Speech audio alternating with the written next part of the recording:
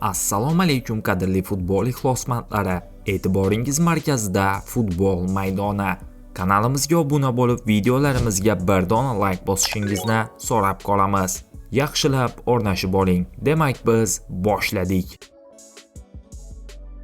Shomurodov mundial haqida ta'sirli fikr bildirdi. O'zbekiston milliy terma jamoasi hujumchisi Eldor Shomurodov Jahon chempionati yo'llanmasi qo'lga kiritilganidan so'ng futbolchilik faoliyatidagi eng katta orzulardan biri ushalganini ta'kidladi. Bu hayotimdagi eng katta orzularimdan biri edi. Futbolchilik faoliyatidagi eng katta orzuyim O'zbekiston milliy jamoasi bilan Jahon chempionatida qatnashish edi.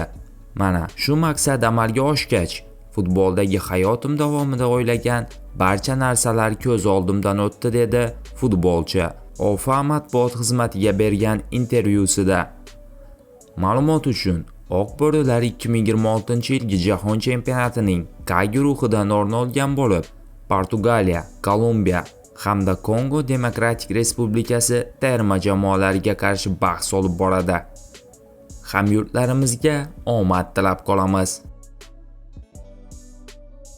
Bugungi dasturimiz shundan iborat edi. Video sizga ma'qul kelgan bo'lsa, bir dona like bosib, kanalimizga obuna bo'lishingizni so'rab qolamiz. E'tiboringiz uchun katta rahmat. Bizni kuzatishda davom eting.